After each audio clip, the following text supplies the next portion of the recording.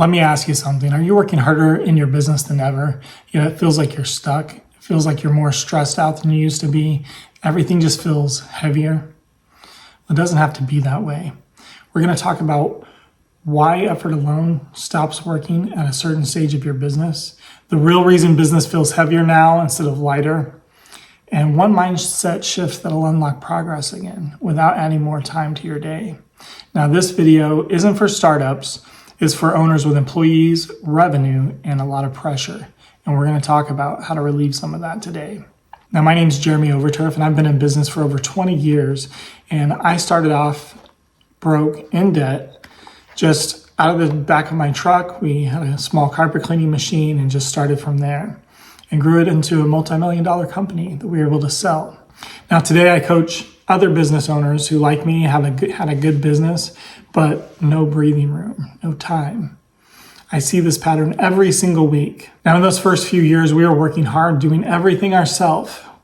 Now, while I was on the truck, Stephanie would have to step outside and take a phone call. We'd be booking jobs for the same day or the next day, and just constant cycle of work, and then still felt like we were always broken behind. The business really owned me. So I thought the answer was more hustle, more employees, and what I realized, it just created more and more problems.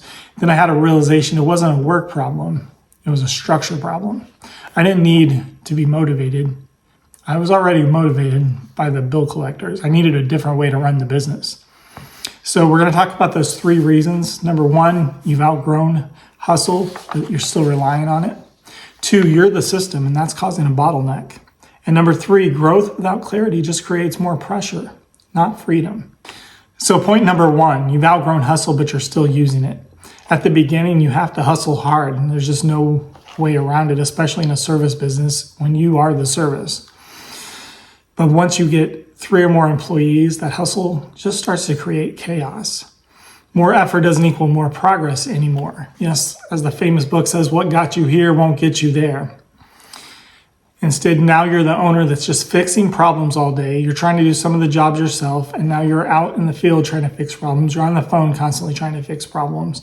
You become a firefighter instead of a builder, and you can't really progress and grow that way. You're stuck at that certain level where all you can do is try to fix problems. At this point, the business needs a leader, not heroics. Which brings us to point number 2. You are the system, and that's a problem. If everything has to run through you, growth can only happen as fast as you can handle things. So really, it's going to stall out at a certain level.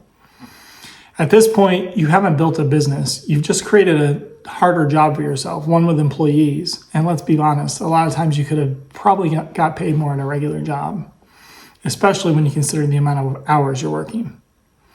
So think about it this way. If you had to take off work for 2 weeks, what would break in your business? If it's everything, then that's a real problem. Now, I remember the early days of delegating. It can be very stressful. The first time you send a technician on the truck on their own, wow, that was a big one for me. Like I said, we started out broken in debt. So for me to send somebody on a truck that I had finally been able to get, of course I got a loan for it, but all this money, my life savings is basically in this truck. And now I'm relying on this employee to handle it for me. It was very stressful. Even early on in the phones, handing over things like a customer complaint and having somebody else handle that instead of my wife, who, felt like she was the only one that can handle it. Now we have somebody else that we're relying on to try to make sure that customer's happy. Yeah, I get it. It can be hard when you're not the system anymore and you're relying on other people. But that's a necessary step if you want to grow and scale your business. Freedom is an absence, it's design. You have to design a life of freedom. It's just not going to automatically happen for you. The third point is growth without clarity creates pressure. Early on in our coaching, we talk a lot about goals. We talk a lot about your projects for the week. We talk a lot about what's your priority, your one thing. Because revenue can grow, but your piece can shrink if you don't have an end game in mind, or at least an end game for the week, for the month, for the year. More customers with no systems just equals a lot of stress.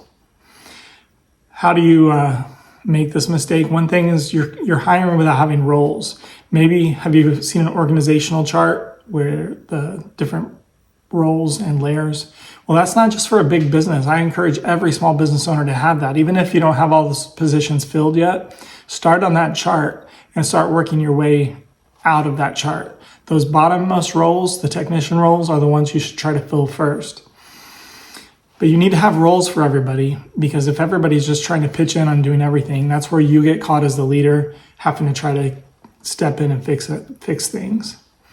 Another common mistake is having growth without standards. If you don't have values and systems in place, then quality is going to slip. You're just growing and hoping that maybe you're growing on people that you're hiring people that maybe have experience, and you're relying on that they just know what to do. And another mistake, you don't have clear priorities. What is the priority here? Service our priority? Is the cheapest price the priority? Is just getting on to the next job the priority? You have to have clear priorities in your business, and that needs to be communicated well to your team. Most owners don't need more leads. They need fewer emergencies, right? You need to have the structure in place, a solid foundation before you try to grow. So if you feel stuck, it's not because you're lazy. It's not because you're broken. It's not because you're bad at business. This is a normal stage to be at this stage of overwhelm. It's this growth stage. It's a signal, not a failure. It's a signal that you're ready for the next step. You're ready to learn structure, leadership, and clarity. Maybe it's time to hire a coach. So start by asking one question. This is what we talked about. One thing that can start freeing you from this trap.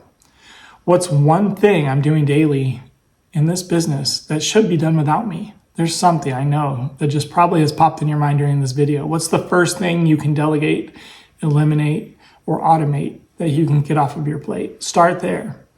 And in the upcoming videos, we're going to break down some more things that the owner can start doing to free up more of their time, easy, simple things that you can start with.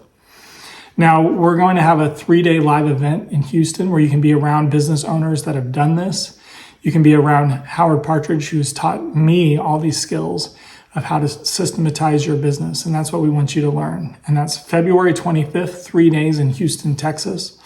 So I'm going to put the first comment below where I'm going to put a link to how to sign up for that.